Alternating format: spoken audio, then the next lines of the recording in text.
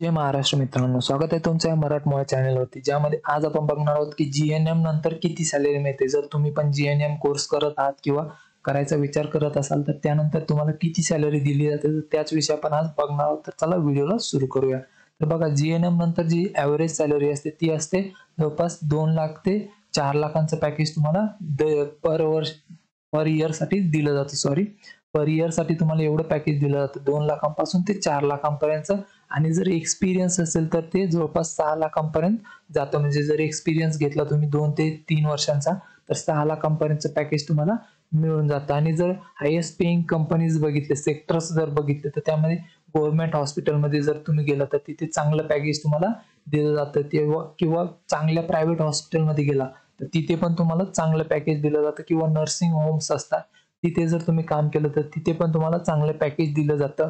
आता बघा, जर ॲव्हरेज पॅकेज बघितलं तर 2 लाखांपासून ते 4 लाखांपर्यंत असतं. आता काही ठिकाणी यापेक्षा कमी पण मिळू शकतं किंवा काही ठिकाणी जास्ती पण मिळू शकतं. हे जे मी काढलेलं ते ॲव्हरेज पॅकेज आहे पूर्ण इंडियाचं. आणि याच्या रिलेटेड जर काही कमेंट करायची असेल तर नक्की करा. जर तुम्हाला काही क्वेश्चन असेल तर विचारू शकता तुम्ही.